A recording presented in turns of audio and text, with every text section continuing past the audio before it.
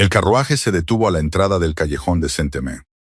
Giles a las 2 de la mañana, y Lottie Carberry, vendedora de panfletos y viuda de un impresor, observó desde la ventana de su patio cómo dos hombres en mangas de camisa sacaban un cuerpo del oscuro interior y lo arrojaban boca abajo sobre el empedrado. Alcantarilla frente a la puerta de su imprenta era donde la parroquia depositaba a sus borrachos, muertos en las noches de calor. El cuerpo era alto, no se movía, los hombres no levantaron la vista, subieron de nuevo al carruaje. La puerta se cerró de golpe, y las ruedas se alejaron hacia Drury Lane, sin más sonido que el de los cascos sobre la piedra mojada. Lottie contó hasta 20, luego contó hasta 20 otra vez, tras la segunda cuenta. Dejó su componedor. Aún no sabía que el hombre en el empedrado era el cuarto duque de Renfield, ni que su primera prometida había pagado por la droga en su copa, el carruaje y el abandono. Solo sabía que un cuerpo dejado boca abajo en una alcantarilla mojada podía ahogarse en 8 centímetros de agua si empezaba a llover. Bajó las escaleras del desván descalza, la puerta de la imprenta estaba atascada, como siempre ocurría en agosto, y la forzó con el hombro. El olor a láudano y ginebra la golpeó antes de llegar a la alcantarilla. Lo giró con el costado del pie, tal como había aprendido a mover a un hombre que aún pudiera tener un cuchillo. Era grande y estaba desarmado. Su abrigo estaba desgarrado y alguien había cortado los botones de la parte delantera de su camisa con una hoja fina, con el suficiente cuidado como para dejar la piel intacta. La idea de por qué le habían quitado los botones antes de abandonarlo tendría que esperar. Buscó la cuerda del delantal de impresión dentro de la puerta. Se la pasó por debajo de los brazos, caminó hacia atrás hasta entrar en su propio portal y lo arrastró hacia adentro. Sus talones golpeaban contra la piedra del umbral, y la humedad de la alcantarilla dejaba manchas oscuras sobre las baldosas de su recibidor. Cerró la puerta de una patada, giró la llave, escuchó. El carruaje no volvió, soltó el aire por primera vez desde que contó hasta 20. A la luz de la vela del banco de impresión, vio que respiraba. Apenas, su pulso era lento pero latía. El láudano en su aliento estaba mezclado con ginebra. Y debajo de la ginebra, algo tenue y metálico que no supo identificar. Conocía el olor del láudano. Daniel lo había tomado el último invierno de sus pulmones. También conocía el olor a ginebra. Eso era cosa de la parroquia. Pero el hombre en el suelo de su recibidor llevaba botas que habían costado casi 15 libras. La tela de su abrigo era del tipo que se vendía por medios metros en Burlington Arcade. Eso también lo sabía. Había vendido panfletos en la puerta de esa galería durante 3 veranos. Un caballero entonces, un caballero abandonado a la entrada de un callejón de St. Giles con los botones cortados y láudano en su copa. Tras un momento metió las manos bajo sus hombros y comenzó a subir la escalera del desván. Era una mujer menuda, pero los antebrazos de la viuda de un impresor habían colocado 10.000 líneas de tipos y hecho pasar 10.000 pliegos por la prensa Stanhope.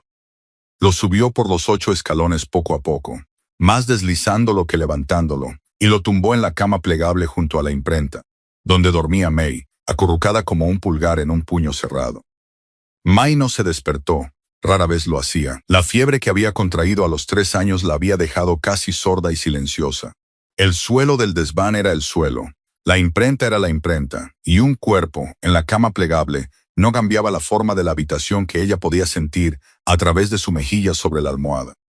Lottie se sentó sobre sus talones y miró al hombre a la luz de su vela.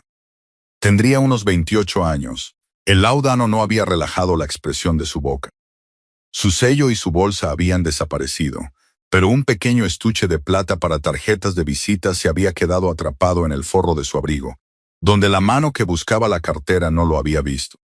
El estuche permaneció cerrado un momento más, le dejó caer agua entre los labios, le quitó el abrigo mojado y las botas, los dejó junto a la chimenea, y lo cubrió hasta la barbilla con una manta limpia. El pulso seguía igual. Luego se sentó en la silla de la imprenta con el estuche de plata en la mano y lo miró durante un buen rato antes de abrirlo. Dentro había una sola tarjeta sencilla grabada en una única caligrafía negra: Maximilian Vane. Eso era todo, sin dirección, sin título. Un hombre que llevaba una tarjeta con solo su nombre lo hacía por una de 2 razones. O no era nadie y estaba orgulloso de ello, o era alguien y su nombre bastaba. Cerró el estuche, puso la barra en la puerta de la imprenta, cerró los cerrojos de las contraventanas del patio y dejó el atizador contra la cama plegable al alcance de su mano. Luego apagó la vela y se tumbó en su propio jergón bajo la ventana del desván. Al poco tiempo empezó a llover, de esa manera que habría hecho correr 2 centímetros de agua, bajo una cara apoyada contra el empedrado. Ella no durmió. La fiebre le subió antes del amanecer. Sabía que ocurriría. El láudano mezclado con lo que no era láudano hacía que un hombre sudara a través de una manta en menos de una hora. Y la ginebra en su interior lo quemaría aún más rápido. Llenó el hervidor en la cisterna del patio a las 4 de la mañana. Lo puso sobre el gancho de la chimenea y rompió una tira de una de las sábanas viejas para ponerla fría sobre su frente. Él se movió bajo la tela. No abrió los ojos, dijo una palabra débil y desde muy lejos. Dijo, Theodore. Ella no sabía quién era Theodore. Metió la manta con más fuerza alrededor de su hombro.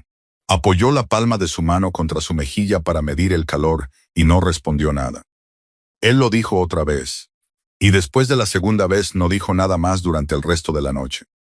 Ella escurrió el paño 2 veces por hora, hasta que el gris de la mañana se asomó por la ventana del patio. May se despertó a las 6. May vio al hombre en la cama plegable. Lo miró durante mucho tiempo y sin sorpresa, tal como miraba casi todas las cosas nuevas, y luego giró su carita clara hacia Lottie, y levantó ambas manos con los pequeños signos privados que habían construido entre ellas durante los últimos 18 meses. Sus manos preguntaron, ¿quién? Lottie negó con la cabeza. Sus manos preguntaron, ¿herido? Lottie asintió. May asintió también. May fue al taburete de la imprenta. Subió, bajó el pan del estante sobre los cajones de tipos y cortó una rebanada para ella con la seriedad de una niña que había cortado su propio pan desde los 5 años. No volvió a mirar al hombre, pero eligió su taburete, de modo que su línea de visión pasara por la cama plegable hacia la ventana del desván. Dejó el pan, comió y vigiló el patio mientras Lottie escurría el paño. May había sido una testigo toda su vida. La fiebre la había convertido en una, y el silencio en el que había crecido lo había agudizado. Observaba cosas que otros niños no se molestaban en mirar. Las recordaba. Eso fue lo primero que observó esa mañana. Vigiló el patio esperando el carruaje. El carruaje no volvió. May tomó nota de ello. Terminó su pan y le hizo señas a Lottie de que barrería el suelo de la imprenta como hacía cada mañana. Y fue a buscar la escoba. Después de un rato la fiebre de él bajó, volvió y bajó de nuevo, y Lottie comprendió que esa noche no vendería en la puerta del teatro, y que no dormiría durante un periodo que aún no podía calcular. Así que se sentó a esperar tal como se había sentado el último invierno de Daniel. Es decir, sin ruido, sin discusiones y con el hervidor en el gancho. Él reaccionó la segunda mañana. Abrió los ojos y sus ojos eran grises, sorprendidos y estaban completamente sobrios. El láudano finalmente había salido de él. Miró el techo de vigas y yeso a 2 metros sobre su cara, y el pequeño retrato de Margaret Carberry que colgaba de un clavo sobre la chimenea del desván, y no se movió durante un largo minuto. Luego giró la cabeza y vio a Lottie en el banco de impresión. Dijo, ¿dónde estoy? Su voz era la voz de un caballero, educada, un poco ronca y sorprendentemente cortés. Ella dijo, sobre una imprenta en Drury Lane. Te dejaron en el callejón a las 2 de la mañana del domingo. Hoy es martes. Él cerró los ojos, dijo tras un momento. Mi nombre es John Vane, le pido disculpas por las molestias. Ella dejó el componedor que sostenía, cruzó el desván, se paró a los pies de la cama plegable y lo miró desde arriba. Dijo, tu estuche de tarjetas, dice Maximilian. Él abrió los ojos de nuevo, la miró fijamente y no respondió. Ella dijo, no voy a echarte, voy a preguntarte qué había en la copa. Él dejó escapar el aire. Dijo, láudano, algo más debajo, no sé qué. Ella dijo, creo que cianuro, por el olor que tenías el domingo. Él la miró con un interés nuevo y leve. Dijo, ¿conoces el olor del cianuro? Ella dijo, he vivido en esta parroquia 10 años y he impreso panfletos durante casi 3. Conozco el olor de casi todo. Él lo pensó, dijo, John Vane es el nombre que daré a la guardia. Maximilian es el nombre que está en la tarjeta. Le agradecería que no me llamara de ninguna de las 2 formas por ahora. Ella dijo, ¿cómo debería llamarte entonces? Él dijo, Vane servirá. Ella sintió una vez, dijo, soy Lottie Carberry, la niña en el taburete es May Carberry, la hija de mi difunto esposo. Es casi sorda y puedes hablar frente a ella cuanto quieras, porque leerá tus labios antes de oír tu voz.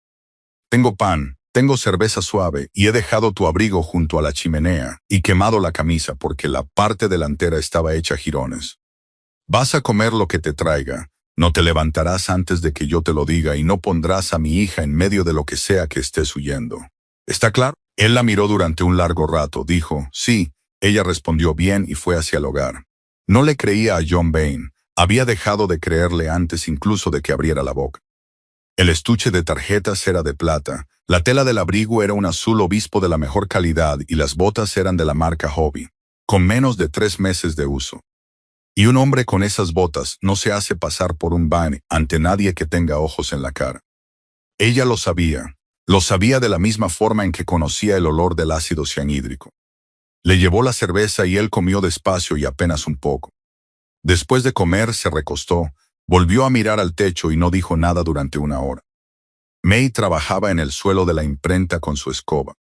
May lo miró 2 veces, no hubo una tercera vez, y así fue como Lottie supo que su hijastra ya había tomado una decisión sobre él, al menos por ahora.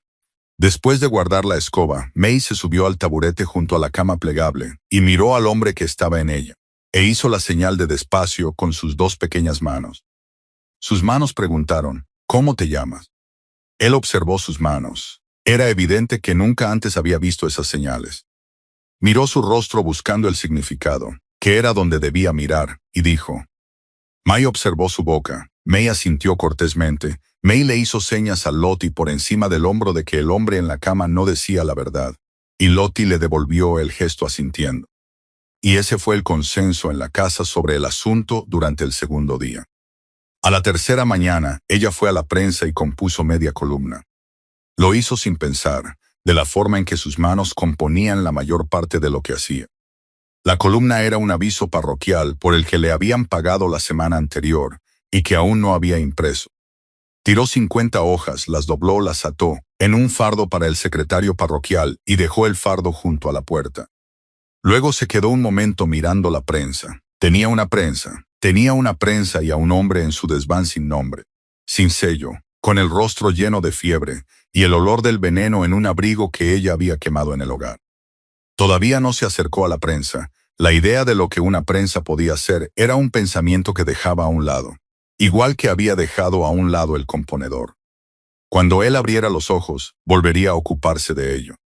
May enfermó la 4ª noche. Ocurrió rápido, tal como le había sucedido cuando tenía 3 años. Lottie puso su mano sobre la frente de la niña después de la cena, sintió el calor allí y se quedó paralizada por dentro, de esa forma en que solo las madres de un único hijo se quedan paralizadas.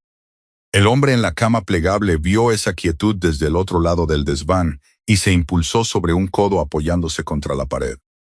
Dijo, ¿qué pasa? Ella respondió. La niña tiene Él dijo, tráela aquí. Ella lo miró, él llevaba 4 días recuperándose de una copa envenenada.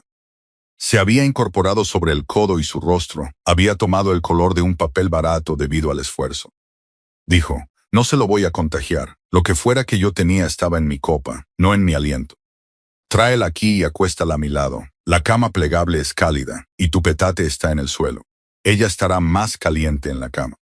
Tenía razón sobre la cama plegable. Ella no tuvo tiempo de discutir. Arropó a May en la manta y la acostó del lado de la pared en la cama plegable, quedando el hombre en el lado exterior, entre la niña y el resto del desván. Ella bajó al hogar para poner agua a calentar para el té de corteza de sauce.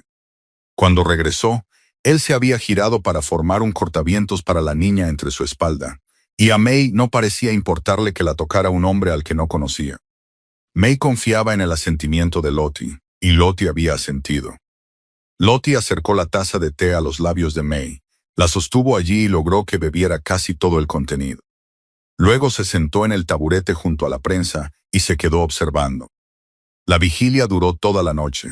El hombre en la hora gris, cuando por fin la fiebre empezaba a ceder y el niño dormía apoyado contra sus costillas.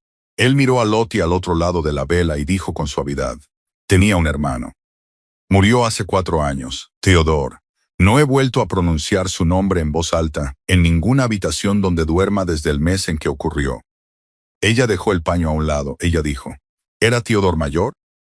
Él respondió, sí. Ella dijo, y el ducado pasó a ti. Él la miró a la luz de la vela con el niño durmiendo en el hueco de su brazo. Él no había pronunciado la palabra ducado en el desván. Ella no había pronunciado la palabra ducado. Ella no había dicho John Vane, y no había dicho Maximilian. Él dijo sí, ella sintió, ella dijo. Yo fui la segunda esposa, Daniel era mi esposo.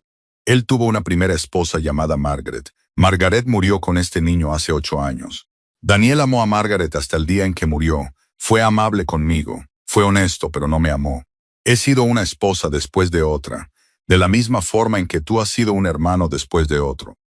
Él la miró durante un largo rato, dijo. Después.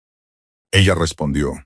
Después, la palabra quedó suspendida entre ambos sobre la cama plegable, con el niño dormido en medio, y la vela se consumió 1/4 de pulgada antes de que cualquiera de los dos dijera algo más.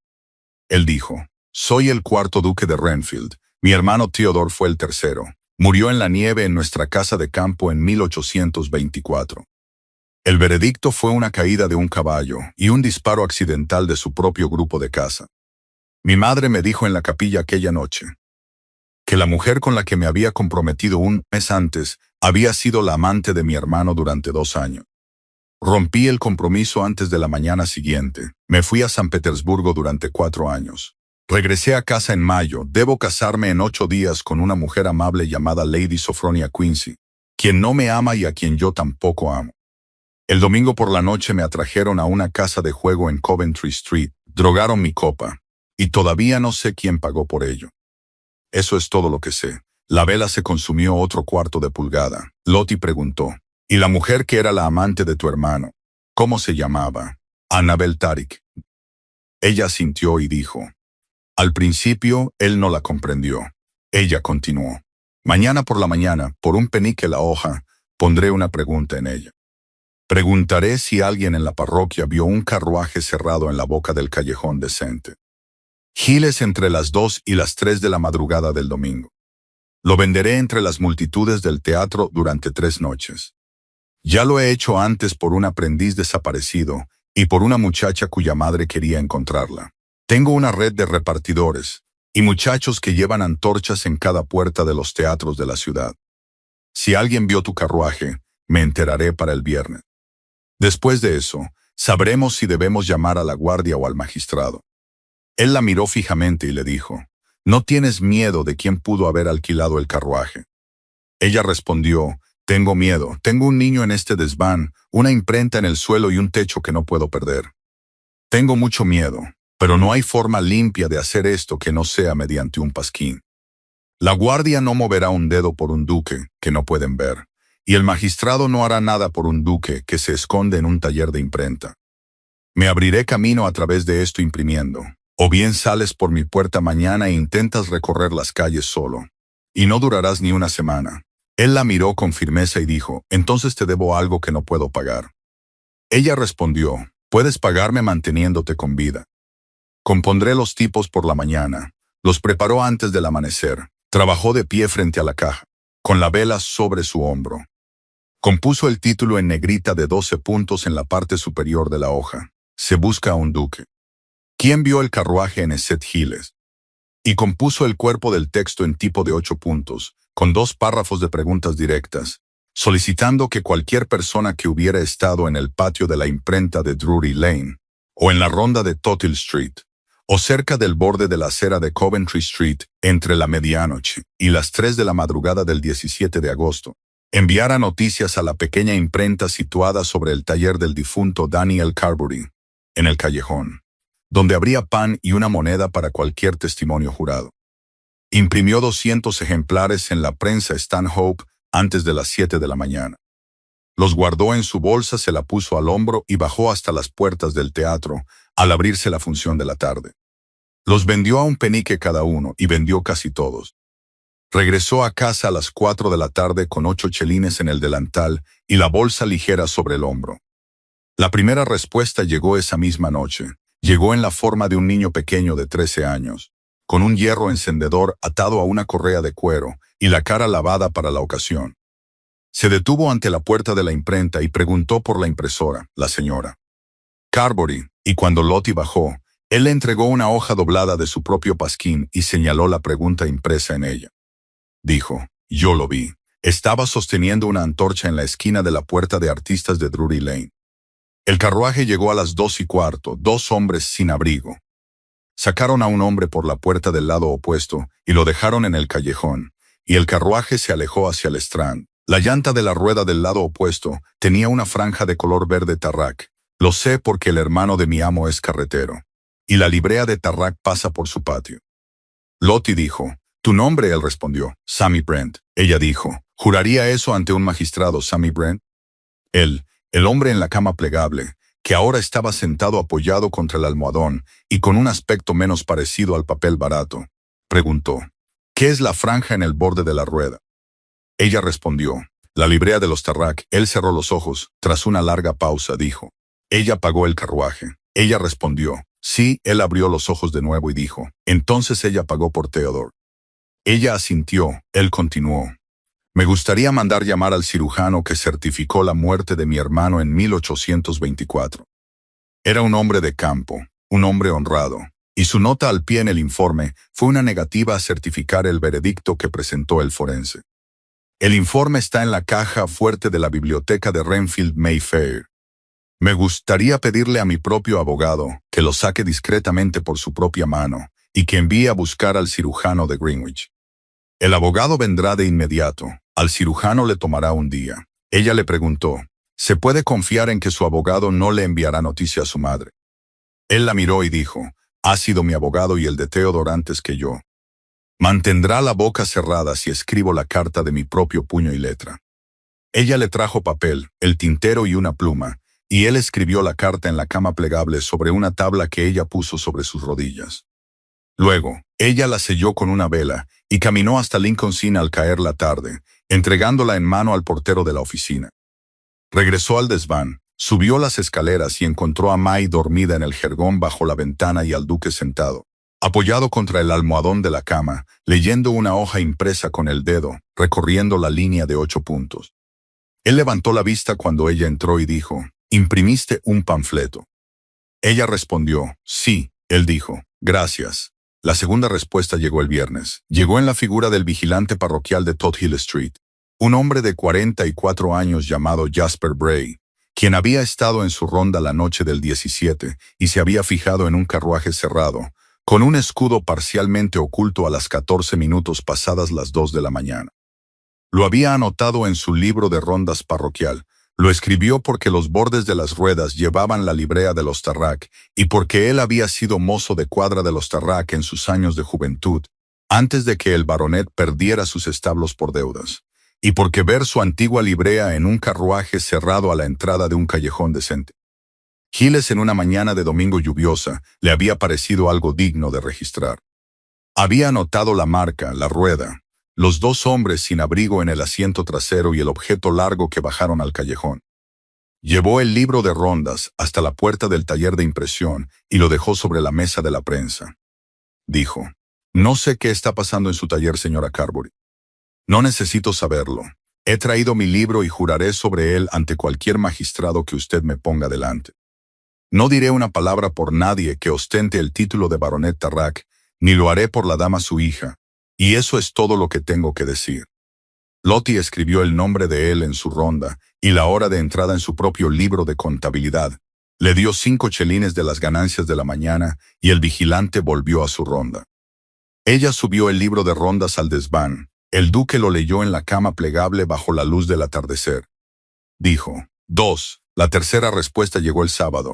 Llegó en la figura de una ama de llaves despedida del casino Masquerade, en Coventry Street, una tal Eliza Wick de 150 años, quien había sido despedida un año atrás tras la llegada del nuevo dueño, y que vivía en una habitación alquilada en Seven Dials con 7 nietos y una tía abuela. Había leído el pasquín en la puerta del Teatro del Rey el viernes por la noche, donde su nieto mayor vendía naranjas. El sábado por la mañana cruzó hasta Drury Lane, se paró ante la puerta de la imprenta y le preguntó a Lottie sin rodeos si el hombre que aparecía en el pasquín como abandonado podría ser aquel caballero alto y rubio al que habían dejado tirado en el bordillo de Coventry Street, saliendo por la puerta trasera del baile de máscaras, entre la 1:30 y las 2 de la madrugada del domingo. Lottie le dijo, «Suba». La señora Wick entró en el desván, miró al hombre sobre el camastro. Se llevó la mano a la boca y exclamó, «Dios se apiade de nosotros». «Es el duque». El duque dijo, «Señora Wick». La señora Wick respondió, «Su excelencia». Se sentó en el taburete de la imprenta sin que nadie se lo pidiera. Cruzó las manos sobre el regazo y miró alternativamente al duque y a Lottie. Dijo, «Yo ya no trabajaba en la casa, entiéndalo. Me despidieron hace 12 meses, pero la mañana del sábado 16 me enviaron a buscar».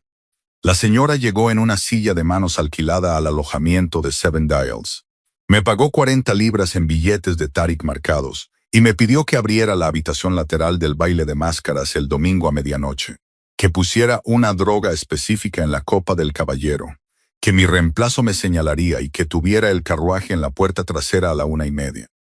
Conocía la droga, sabía que era una droga letal si se administraba en la dosis que ella pidió. Llevaba 10 años en esa casa y uno fuera, y tenía 7 nietos que alimentar. Tomé el dinero, hice el trabajo. No he dormido desde aquel domingo, excelencia, y he venido porque el vendedor de pasquines ha hecho preguntas, y prefiero sentarme frente a un magistrado que frente a mi propia puerta a las 3 de la mañana. Sacó los billetes de Tarik marcados del escote de su vestido y los puso sobre el banco de la imprenta, junto al libro de guardia del sereno. El duque miró los billetes. El duque dijo, 3. Lottie anotó la declaración de la señora Wick, de su propio puño y letra en el banco de la imprenta, y la señora Wick puso su marca al pie del documento. El agente de policía parroquial, que era cuñado del señor Bray y había sido llamado al mediodía, lo firmó como testigo. El policía miró el banco de la imprenta, el libro de guardia, los billetes marcados, la declaración, al duque en el camastro y a Lottie, y solo dijo, «Señora Carbury, este es un asunto para Bow Street». Y Lottie respondió, «Lo sé, señor Bray. Estoy armando la cadena primero. No lo llevaré a Bow Street hasta que la cadena esté completa». El policía asintió una vez y se marchó. La cuarta respuesta llegó el lunes. No llegó en forma de testigo, sino de carta. Venía del propio abogado del duque, quien había pasado los 3 días anteriores en la biblioteca de Renfield Mayfair, con la caja fuerte abierta y el informe confidencial del cirujano de 1824 en sus manos. La carta era breve y el informe iba adjunto. El cirujano, un tal señor Hadwin, ahora retirado en Greenwich, se había negado a certificar el veredicto del forense en aquel entonces porque la quemadura de pólvora en el hombro de Theodore Vane y el ángulo de la bala a través de su pecho eran compatibles con una pistola de mano disparada a no más de 3 metros, y no con un rifle de caza desde un caballo a 40 yardas. Lo escribió de su propio puño y letra al pie del informe. Entregó el informe a la familia, no recibió respuesta y el veredicto del forense se mantuvo. El señor Hadwin tenía ahora 81 años y nunca en su vida lo habían llamado a declarar sobre el asunto. El abogado le había escrito a Greenwich esa misma mañana. El señor Hadwin respondió por el siguiente correo que acudiría a Bow Street cualquier día que lo necesitaran y que diría todo lo que le preguntaran. El duque leyó la carta y la nota del cirujano, se recostó sobre el jergón y cerró los ojos durante un largo rato. Cuando los abrió, dijo, «Lo sostuve en mis brazos en la nieve. No miré la herida». Pronunció mi nombre 2 veces. Dijo, «Pregúntale a Annabel». Pensé que quería decir que le pidiera a Annabel que viniera. Pensé que quería decir que le pidiera a Annabel que lo perdonara por el compromiso que él iba a romper esa misma mañana. No miré la herida. No le pregunté nada a Annabel, y la siguiente vez que la vi fue en el funeral. Y la vez siguiente a esa, fue la mañana en que fui a la capilla y rompí el compromiso que ella había hecho conmigo. Miró hacia el techo del desván, dijo, «Debería haber mirado la herida». Lottie no respondió a eso. No tenía nada que decir que no fuera lo equivocado. Después de un momento él dijo, «Porque hará falta uno más. El hombre que disparó la pistola, o el hombre que soltó la cincha de la silla. Uno de los dos sigue vivo. Ambos estuvieron a nuestro servicio hasta que regresé en mayo. El hombre de la cincha, Pri, sigue en las caballerizas de Renfield en Berkshire. El pistolero Crail fue despedido en 1825 por beber. Se fue a una posilga en Bermondsey», dijo el mayordomo, «y no he sabido nada de él desde entonces». Lottie dijo, «Enviaré a un chico de los periódicos a Bermondsey». Envió a 2. Les pagó 6 peniques a cada uno y pan para una semana, con la promesa de un chelín por cabeza si daban con él. Regresaron el miércoles con la dirección de una taberna y el nombre de la trastienda en la que un hombre llamado Hollis Crail se estaba bebiendo la vida a razón de una pinta de ginebra al día. Gracias a la bondad de un tabernero, que alguna vez fue guardabosques de Renfield, ella aún no llamó a la gente. En su lugar, envió al abogado del duque. El abogado fue a Bermondsey con un escribiente y 2 guineas, y regresó con Hollis Crail en un coche de alquiler, aseado, sobrio por primera vez en 15 días, y llevando bajo el abrigo un paquete sellado, que había estado enterrado bajo las tablas del suelo de su alojamiento en Bermondsey durante 4 años y 7 meses. El paquete contenía una carta con una caligrafía impecable, fechada el 8 de diciembre de 1823, firmada por Annabel Tarrac y dirigida al señor Hollis Crail de la finca Renfield, instruyendo al destinatario a disparar contra el cuerpo de Theodore Vane en el camino durante la batida de la mañana, el día después de Navidad, ofreciendo 20 guineas al completarse, pagaderas en billetes marcados a través de un coche privado hacia la dirección de Bermondsey. El duque leyó la carta en el desván de impresión el miércoles por la noche. La dejó sobre la manta del jergón, dijo Tinko. Después de decirlo, se cubrió el rostro con las manos. Lottie se sentó en el taburete junto al jergón y miró hacia otro lado mientras él se tapaba la cara. May estaba en la ventana del desván, con una escoba sobre las rodillas y los ojos puestos en el patio. May había estado en la ventana cada noche desde que empezaron a venderse los pasquines. May no dormía, May no había dormido bien en una semana. La casa entendía lo que May estaba haciendo y nadie le pidió que se detuviera. Tras un largo rato, el duque dejó caer las manos, dijo. Pride hará su declaración en cuanto la de Crail esté sobre la mesa. Se han tenido miedo el uno al otro durante 4 años. Se volverán el uno contra el otro en menos de 1 hora. Lottie dijo, enviaré al abogado a Berkshire por la mañana. Él dijo, sí, Lottie, ella lo miró, ella dijo, sí, él dijo, ella vendrá por ti en cuanto sepa. Sabe que estoy vivo en este desván desde que la señora Whitcross estuvo en Coventry Street el sábado por la mañana. No se ha movido todavía, porque no creerá que el pasquín haya llegado tan lejos. Para mañana, ella se moverá, enviará hombres a este patio, y vendrá ella misma en el transcurso de la semana. Ella dijo, lo sé. Él dijo, no permitiré que estés en desván con May aquí. Ella dijo, yo tampoco. Él dijo, entonces tendremos que llevar la cadena a Bow Street antes del viernes. Ella dijo, el viernes por la mañana publicaré el pasedía. Él dijo, y una cosa más. Ella esperó. Él dijo, voy a ir mañana por la mañana a ver a Lady Sophia Quincy.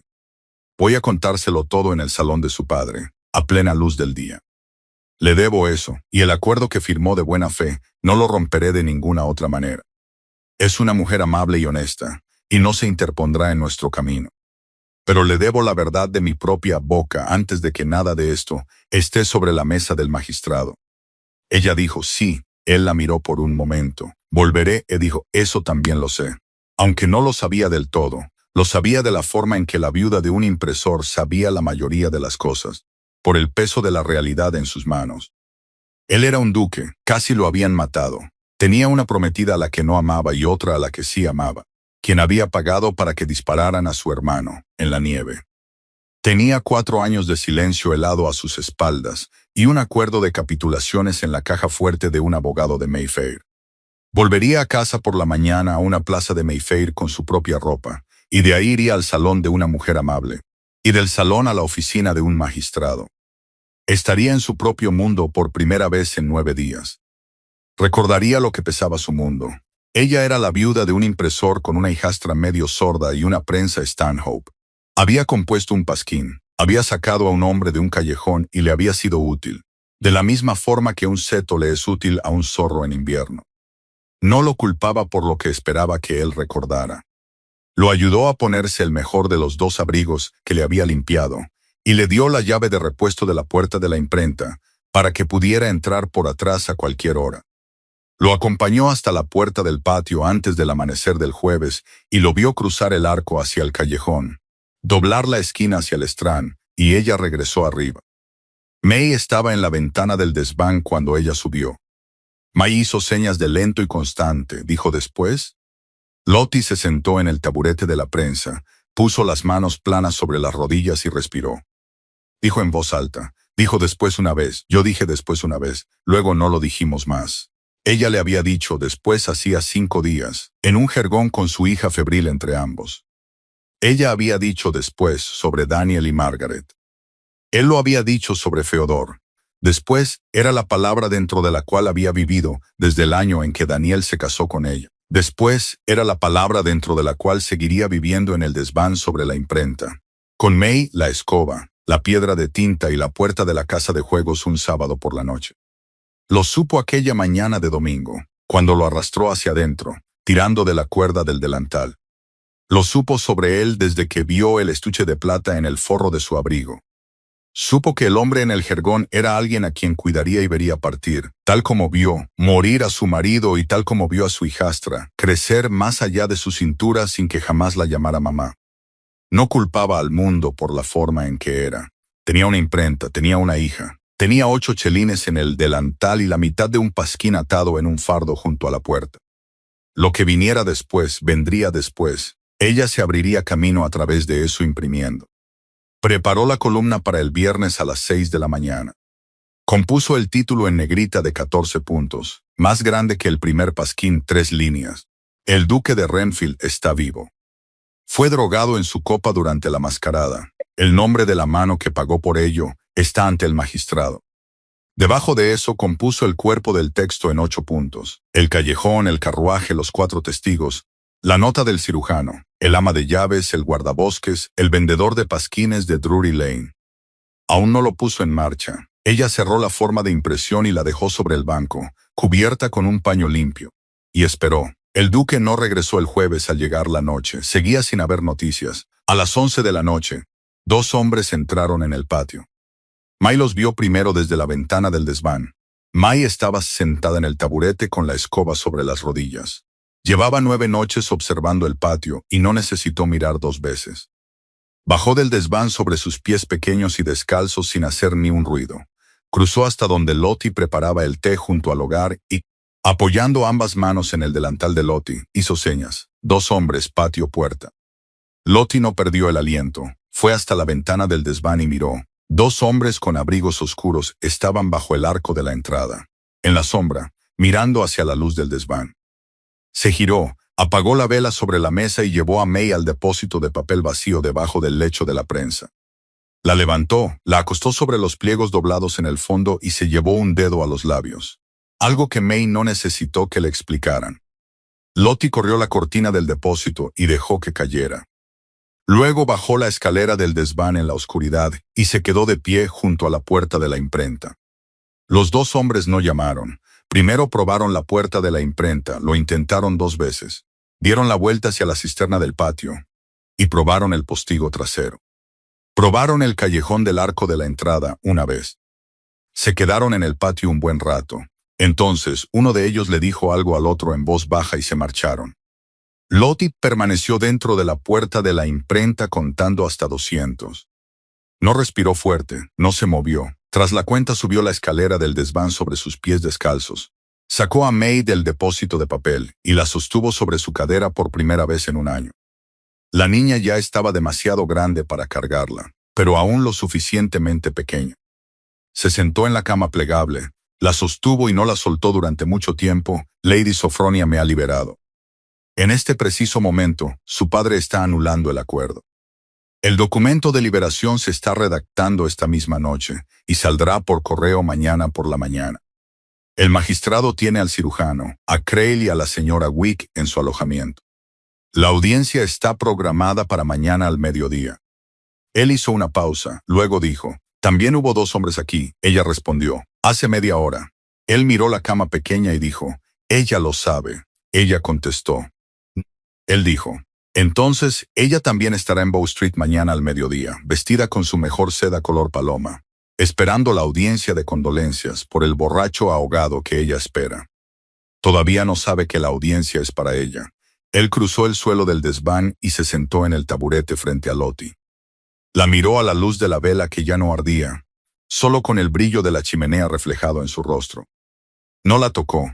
No la había tocado en los 9 días que ella llevaba quitándole la ropa de la frente, dándole de beber té con una cuchara y escribiendo sus cartas. Él había sido un duque en el desván de una imprenta, se había comportado con cortesía y no la había tocado. Ahora tampoco la tocó. Él dijo, «Lottie, me quedan 8 horas y tengo que pedirte algo. Te lo estoy pidiendo de la manera equivocada». en la habitación equivocada y en la noche equivocada, pero te lo pido de todos modos porque no tengo nada más. Ella esperó, él continuó. Cásate conmigo antes de la audiencia. El capellán de Bow Street es el señor Yelverton. Él guarda una licencia especial en su escritorio para la sala lateral del magistrado. Nos casará al amanecer en esa sala, con el alguacil y un empleado como testigos. Te lo pido porque, como duquesa de Renfield, tu testimonio no podrá ser cuestionado por razones de clase o posición social, y el abogado de Annabel no podrá usar las objeciones de costumbre contra ti. Te lo pido porque mañana May quedará registrada en la parroquia como Mary Carberry Vane, y el título de Renfield la protegerá. Annabel tampoco podrá tocarla a ella. Te lo pido por protección. Te lo pido porque mañana al mediodía, la mujer de seda color paloma que lleva 9 días esperando en la puerta de la mascarada a que le digan que estoy muerto, sabrá que estoy vivo. Ella no seguirá libre por mucho tiempo, pero esta noche sí lo está, y no dejaré que tú y May paséis el día de mañana sin refugio. Hizo una pausa y dijo, no te lo pido por amor, te lo pido porque no tengo una palabra mejor para expresar esto esta noche. Y solo tengo 8 horas. Te lo pido como lo único que tengo y que es mío para dar. ¿Dirás que sí? Ella lo miró durante un largo rato. El brillo de la chimenea iluminaba su mejilla cortada, su puño desgarrado y sus ojos de color pizarra. El desván estaba en completo silencio. May respiraba lentamente bajo su manta, y la prensa permanecía en la oscuridad contra la pared trasera, con el molde bloqueado sobre el banco, bajo la tela. Ella había pensado que tendría que abordar este asunto con cautela. Había pensado que tendría que ver el regreso de él como el de un hombre que vuelve a su mundo y olvida el desván. Había pensado que tendría que alejarse de él en aquel taburete, tal como se alejó de Daniel después de la boda, cuando comprendió que Margaret nunca abandonaría el calor del desván. Durante esa larga semana, se había preparado para el pequeño y limpio corte de ser dejada atrás. Pero él no había vuelto para dejarla atrás. Había vuelto con una herida en la mejilla, con la liberación del acuerdo por correo, con un capellán para casarlos en una sala lateral, y con un rastro de documentos listos sobre la mesa del magistrado. Había vuelto porque hubo 2 hombres en el patio, y tuvo miedo de que ella estuviera sola en el desván cuando ellos regresaran. No había usado la palabra amor, había usado la palabra protección. Ella se había pasado un matrimonio siendo amada en segundo lugar. Sabía lo que costaba ser amada en segundo lugar. No necesitaba que él le dijera amor esta noche. Necesitaba esa mejilla cortada, la sala lateral y el capellán. Necesitaba que el taburete quedara firme y que May fuera registrada en la parroquia con su apellido antes de la puesta de sol. Necesitaba que el anuncio en el molde saliera de la prensa al mediodía con sus 3 líneas negras. Aceptaría lo que él le ofrecía. Lo aceptaría por May. Lo aceptaría porque la pitillera de plata en el forro de su abrigo decía Maximilian Vane. Y ella no había dejado de sostenerla ni por un segundo aquella noche. Y porque él había puesto su mano sobre la cabeza de May a las 4 de la mañana y la había mantenido firme. Y porque la palabra después había estado presente entre ellos en la cama pequeña, y él no se había inmutado. Ella dijo, sí, él dejó escapar el aliento. Dijo gracias. Ella respondió, cúbretela. Voy a hervir agua. May necesitará un vestido limpio para la sala lateral. Pondré el pliego en la imprenta a las 6. Iremos a Bow Street a las 7. El señor Yelverton a las 7:30. Sir Richard Birney al mediodía. Él dijo sí. Ella dijo, y sobre lo que dijiste en la nieve. Deberías habérselo preguntado a tu hermano. Pregúntale a Annabel. Se lo preguntaremos al mediodía. Frente al magistrado jefe, frente al cirujano, frente a la señora Wick. No dejaremos que diga que no. Él la miró, él dijo, no, se dirigió al hogar. Llenó la tetera, la colgó del gancho, y no volvió a mirarlo hasta que el agua hirvió. Se casaron en la sala lateral de la oficina pública de Bow Street a las 6:22 de la mañana del 4 de septiembre de 1828. El señor Yelverton ofició, el agente de policía y un empleado fueron los testigos. May Carberry se puso a la izquierda de Lottie con el vestido limpio. Sostuvo el pulgar izquierdo del duque con su pequeña mano. Observó la boca del capellán y leyó las palabras de sus labios. La señora Eliza Wick, quien había llegado a Bow Street la noche anterior y dormido en el hogar de la ama de llaves del magistrado, estaba de pie junto a la puerta, llorando en silencio sobre un pañuelo limpio. El duque llevaba su propia chaqueta oscura, su propia corbata oscura y el sello de su difunto hermano en el dedo meñique de su mano izquierda, porque su propio sello ducal todavía estaba en el cajón de pruebas del magistrado, donde la señora Wick lo había dejado el sábado. El capellán leyó las palabras, el capellán las pronunció, el capellán firmó el registro.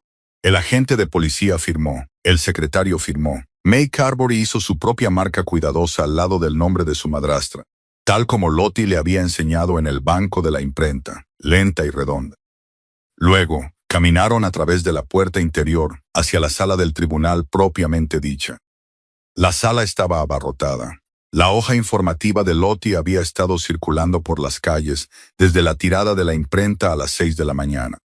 1,400 copias vendidas a 3 peniques cada una a una ciudad que llevaba una semana leyendo su primera hoja informativa. Y media Londres había venido a Bow Street para ver si la segunda era cierta. Era cierta. El duque entró en el banco delantero, vivo con su propia ropa, con el sello de su hermano muerto en su mano izquierda, la viuda del impresor con un vestido de lana limpio a su derecha, y la niña medio sorda entre ellos. Sir Richard Birnie levantó la vista desde su estrado, miró al duque, miró a Lottie, y su rostro no cambió. Pero Lottie vio el pequeño parpadeo en la comisura de su boca que indicaba que el magistrado jefe de Londres comprendía que la audiencia de la mañana no era la que le habían dicho que sería. El señor Hadwin, el cirujano, estaba a un lado, Jasper Bray estaba a un lado con el libro de registros nocturnos. Sammy Brent estaba en el banco junto a su amo con su camisa más limpia. Hollis Crail y Walter Pree estaban bajo custodia al fondo, ambos pálidos y ambos sobrios. La señora Wick estaba en el estrado de los testigos, lista. El abogado del duque había dispuesto la cadena de pruebas sobre la mesa del magistrado en el orden en que se leerían, y la señorita Annabel Tarek estaba en la galería delantera con seda color paloma de luto, una cinta negra en el cuello, un pañuelo con borde negro en la mano, y un rostro pequeño y compuesto vuelto hacia el estrado del magistrado, a la espera de una audiencia de simpatía en honor a un borracho ahogado. Al principio no vio a Lottie, no miró hacia el banco delantero, estaba mirando a Sir Richard Birnie.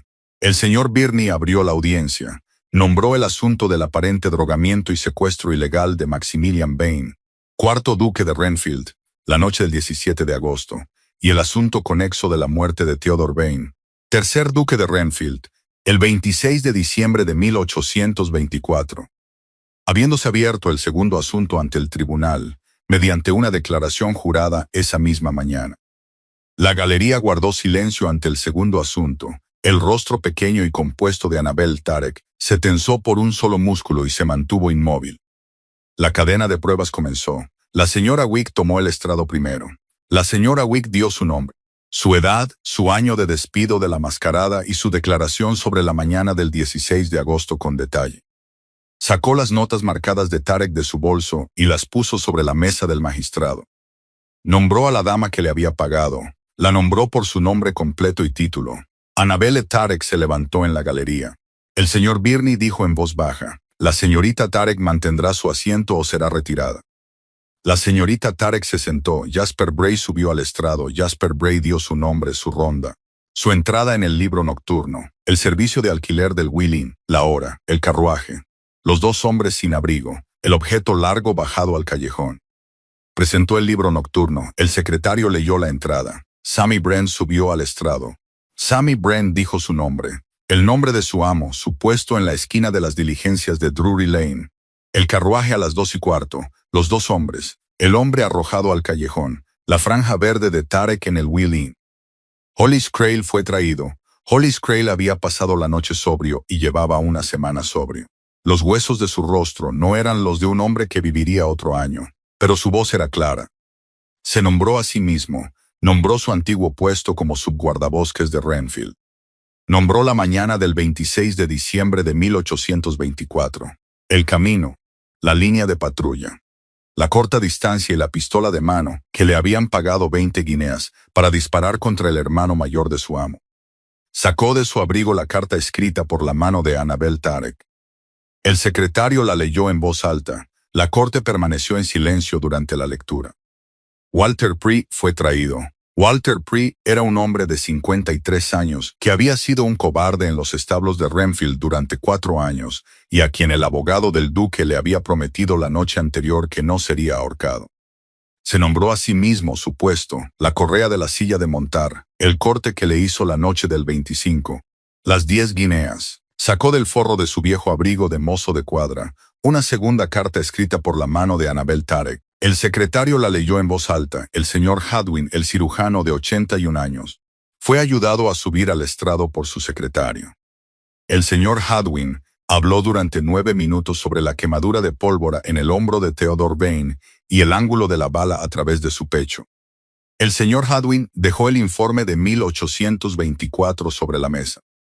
El señor Hadwin firmó su nota a pie de página con tinta fresca al pie del documento frente al tribunal, de la manera en que un hombre honesto firma algo que ha estado esperando 4 años para firmar. Luego llamaron al duque. Maximilian Vane dio su nombre, su título, y relató la noche del 17 de agosto con su propia voz tranquila. Nombró la mascarada, nombró la copa, nombró el carruaje, nombró el callejón detrás de la imprenta de Drury Lane. Nombró el desván de la prensa sobre la tienda del difunto Daniel Carbory. Nombró a la vendedora de hojas informativas que lo había arrastrado con la cuerda del delantal y lo había puesto en la cama nido junto a su hija. Nombró la hoja informativa, nombró a los 4 testigos, nombró a su hermano en la nieve en Renfield en diciembre de 1824 y él. Annabel, que había escuchado de la boca de su hermano antes de que éste quedara inmóvil en sus brazos. Nombró los 4 años de su silencio. Nombró el compromiso que había roto, el acuerdo que había firmado y la mujer, Lady Sophronia Quincy, quien lo había liberado de él por su propia mano la mañana del 27 de agosto. Nombró a su esposa. La nombró por su nombre en el registro firmado a las 6:22 de la mañana en la sala lateral del señor Yelverton. Charlotte Carbory Vane, duquesa de Renfield, vendedora de hojas informativas de Drury Lane. La galería no se movió. El abogado de Annabel Tarek se puso de pie y dijo: si le place al tribunal, nótese que la testigo principal en este asunto, la llamada impresora de la hoja informativa de Drury Lane, es una comerciante sin estatus, cuya declaración no puede ser sometida a las objeciones habituales de clase y oficio. Solicitamos que su testimonio sea excluido por inadmisible bajo esos fundamentos, y que el asunto sea escuchado basándose únicamente en la declaración de su gracia. Sir Richard Birney miró a Lottie. Sir Richard Birney dijo: señora Carbory Vane, ¿qué dice usted ante esta objeción? Lottie se puso de pie. No tenía notas. Había redactado las palabras en el banco de la imprenta en la hora fría antes del amanecer, mientras la tetera hervía para lavar el rostro de May, y las había grabado en su sititre, tal como componía los tipos en líneas limpias que no necesitaban ser rehechas. Miró a través de la sala a Annabel Tarek, vestida con seda color paloma. Dijo: vendí una hoja informativa a un penique la unidad en las puertas del teatro. Preguntaba quién vio a un duque ser arrastrado hacia un callejón de St. Giles. Su gracia respira porque 4 testigos respondieron. Usted está ahí parada porque la misma hoja informativa la nombró a usted. Se sentó. Annabel Tarek no se movió. El abogado de Annabel Tarek se sentó. Sir Richard Birney miró hacia adelante y dijo: el testimonio de la testigo es admitido. La señorita Annabel Tarek queda retenida por orden de este tribunal bajo los cargos de asesinato premeditado de Theodore Vane, tercer duque de Renfield, el 26 de diciembre de 1824. Intento de asesinato premeditado de Maximilian Vane, cuarto duque de Renfield, el 17 de agosto de 1828. Y corrupción de 2 sirvientes jurados de la casa Renfield. El caso es remitido al Old Bailey para las sesiones de otoño. Se levanta la sesión. El agente de policía subió las escaleras de la galería para llevarla. Ella no se resistió. Miró a través de la sala hacia Maximilian Vane en el banco delantero. Lo miró durante un largo segundo. No miró a Lottie. No había mirado a Lottie ni una sola vez en la hora de su propia ruina. Y tampoco la miró ahora. Luego, el agente de policía la tomó del brazo y ella bajó por la escalera de la galería hacia el pasillo trasero de la oficina pública. Y no volvió a aparecer en ninguna sala donde estuviera Lottie. La sesión terminó. La sala del tribunal se vació. Lottie se sentó en el banco delantero con May sobre su regazo y el duque a su derecha. y dejó caer sus hombros por primera vez en 18 días. El duque no dijo nada. Había dicho todo lo que tenía que decir en el estrado. Se sentó a su lado con la mano plana sobre su propia rodilla y miró el estrado vacío del magistrado. El sello de su hermano en su dedo meñique captó la luz de la mañana que entraba por la alta ventana de la sala. Después de un largo rato, dijo Lottie. Ella respondió, sí. Él dijo, vamos a casa. Ella asintió. Él dijo, por atrás la multitud está al frente. Le he pedido al abogado que traiga el carruaje al patio lateral. Ella asintió. Él dijo, iremos a Mayfair primero, porque la casa tiene servicio y el personal necesitará conocerte. Volveremos al taller de impresión esta noche, si así lo deseas. El taller es tuyo, la imprenta es tuya, el jergón de May es tuyo. Dormiré en Mayfair si es más fácil por esta noche. Dormiré en el taburete de la imprenta si es más fácil para ti. No te lo estoy preguntando, te lo estoy diciendo. Ella lo miró. Ella dijo, iremos a Mayfair esta noche. Volveré al taller por la mañana para desmontar la imprenta y enviarla a transportar y le alquilaré el local a Edward, el hermano de Daniel. No voy a renunciar a la imprenta. La imprenta vendrá a Mayfair y se instalará en la habitación pequeña sobre el patio de las caballerizas. Y trabajaré en ella los sábados. May vendrá con nosotros, el jergón de May no vendrá. May tiene su propia habitación en Mayfair. Un piano y un profesor de música a quien le dirán que la tapa se queda abierta. Él la miró. Él dijo, sí, ella dijo, y una cosa más. Él esperó. Esta mañana no has usado la palabra amor. No necesito esa palabra hoy. No te la voy a pedir hoy. Ya te he pedido bastante por hoy. Pero quiero que sepas que tampoco te la pediré en ningún día futuro. Y que si llega, llegará como algo nuevo, de tu parte. Y si no llega, entonces lo que tenemos es lo que tenemos. La imprenta está ahí arriba sobre el establo, y la niña tiene el piano con la tapa abierta, y el después ya no será una palabra dentro de la cual yo viva. De aquí en adelante. Él la miró durante un largo momento, dijo, de aquí en adelante. No pronunció la palabra amor, puso su mano sobre la rodilla, con la palma hacia arriba, en el banco que compartían. No tomó la mano de ella. Dejó la suya allí abierta y un instante ella puso la suya sobre ella. Y los dedos de él se cerraron alrededor de los de ella. Y eso fue todo lo que ocurrió en la sala del tribunal vacía aquella mañana. May, sentada en el regazo de Lottie, observó cómo sus manos se encontraban en el banco. Miró el rostro de Lottie y firmó contra su muñeca, lenta y contenta, después de una última vez. Lottie asintió, dijo en voz alta para que ambos la oyeran. No después. De aquí en adelante. 14 meses pasaron. En octubre de 1829, el jardín sur de Renfield House, en Mayfair, estaba lleno de rosas tardías que no habían sido podadas desde los tiempos del tercer duque. Y Lottie Vane, duquesa de Renfield, estaba embarazada de 6 meses del niño, que nacería el enero siguiente. Llevaba una muselina verde holgada y tenía tinta en el costado de la mano, de la imprenta sobre el establo, donde había estado preparando un panfleto parroquial sobre la reforma de las fábricas para su cuñado Edward Carbury, en la tienda de Drury Lane. Edward dirigía el negocio con el doble de volumen que el difunto Daniel y estaba imprimiendo trabajos políticos que empezaban a ser citados en el Parlamento. El sello de la imprenta al pie del panfleto se leía en una sola línea de pequeña cursiva sobre la fecha, D.M. Carbury, establecida en 1813. Daniel y Margaret Lottie había compuesto la línea ella misma. May Carbury Vane, de 8 años, estaba en el salón de música con la tapa del piano abierta. Su maestro de música, un hombre paciente de Hanover Square, a quien se le había advertido la regla sobre la tapa desde su primera mañana, leía la partitura de la mano derecha sobre su hombro y marcaba el bajo con una cuchara de madera contra el costado del mueble, para que las yemas de los dedos de May pudieran sentir el ritmo. May tocaba despacio, May tocaba bien. La casa había dejado de trabajar en torno a la sordera parcial de May y había empezado a trabajar con ella. Lady Sophronia se había casado en abril con el Viscount Marbury, quien la había cortejado seriamente durante la mayor parte de 3 años. Ella visitaba a Lottie cada 2 viernes. Había venido el viernes anterior. Ella y Lottie habían tomado té chino en la sala de estar, junto al sillón de lectura del difunto Theodore Vane, sobre el cual colgaba ahora el pequeño retrato de Margaret Carbury, en una repisa que la casa había construido para él la semana en que Lottie se mudó. Nadie pidió a Lottie que quitara el retrato. Lottie no les había pedido que no lo hicieran. La repisa simplemente estaba allí ahora, y Margaret estaba sobre ella.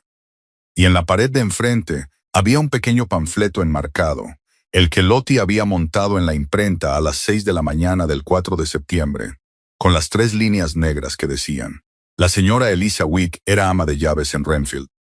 Sus 7 nietos estaban en la escuela parroquial. Sammy Brent estaba en su segundo año, en la oficina del abogado del duque en Lincoln's Inn, y estudiaba derecho por las noches. Hollis Crail estaba en una cama limpia en la granja de la familia en Berkshire, muriendo lentamente por la ginebra, pero con un techo sobre su cabeza y un fuego en su hogar. Walter Pree había sufrido un derrame cerebral en la puerta de Old Bailey la mañana del veredicto, y fue enterrado en el cementerio de la aldea de Renfield, con una lápida que el duque había pagado y un nombre grabado en ella. La señorita Annabel Tarrick había sido juzgada en las sesiones de otoño, condenada por los 3 cargos, sentenciada a muerte, conmutada a cadena perpetua por su sexo, y había zarpado de Deptford en marzo en el barco de convictos Diadem, con destino a Nueva Gales del Sur. Ella no había escrito a Inglaterra. Su padre, Sir Mortimer Tarrick, estaba en bancarrota y reducido a una sola cabaña en Sussex, dependiendo de la caridad de su hermana. La tumba de Daniel Carbory en St. Clementines tenía una nueva lápida colocada en el aniversario de primavera. Lottie la había mandado tallar a su propio costo. La piedra decía en letras redondeadas y sencillas: esposo de Margaret y de Charlotte, 1880 a 1827. Daniel no había sido olvidado. Margaret no había sido retirada de la pared. La imprenta del establo funcionaba los sábados. El piano estaba abierto. La tarde de otoño era clara y dorada. Lottie estaba en la puerta del jardín y observó al duque caminar por el sendero de grava desde la capilla familiar de los Vane. Al final del césped sur. Había estado en la capilla solo, iba la mayoría de los domingos, pero el paseo por la grava un domingo de octubre era un paseo especial.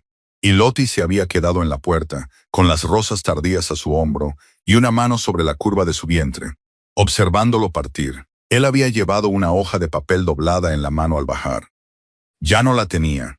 Ella sabía qué era la hoja. Él la había tomado del marco en la pared de la sala de estar la noche anterior y la había doblado a lo largo de sus viejos pliegues. Era el panfleto que ella había montado en la imprenta al amanecer del 4 de septiembre de 1828.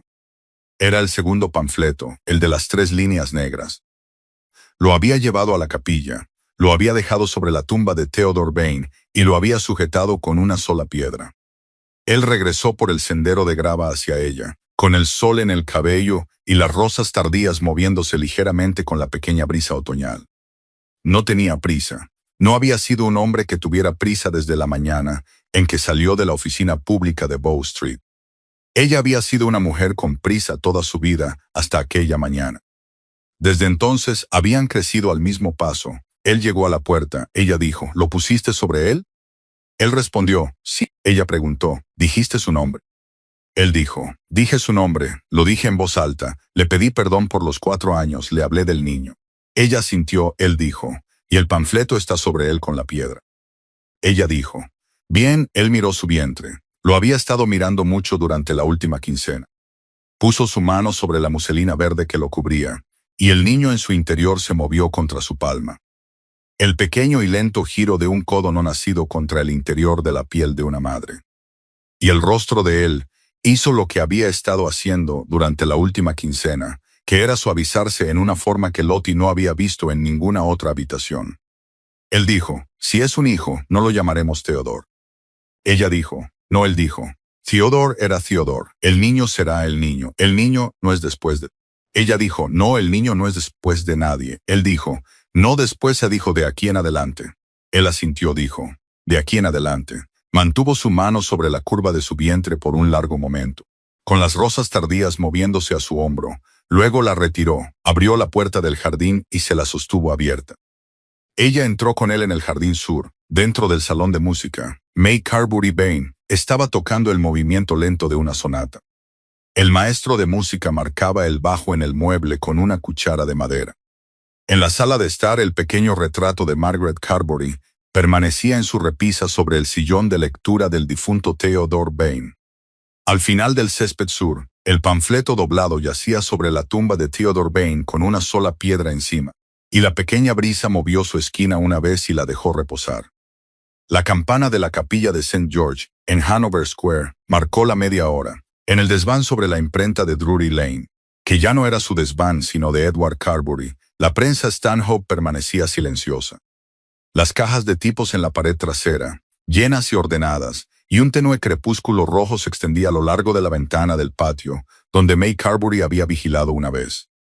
En el jardín sur de Renfield House, Lottie Vane cerró la puerta tras ella y caminó con su marido por el sendero de grava hacia el salón de música, donde la tapa del piano estaba abierta, y la niña al teclado tocaba bien el movimiento lento, y la casa era suya, y la imprenta del establo funcionaría el sábado, y la palabra después había salido de su solitaria custodia para siempre. No después, de aquí en adelante.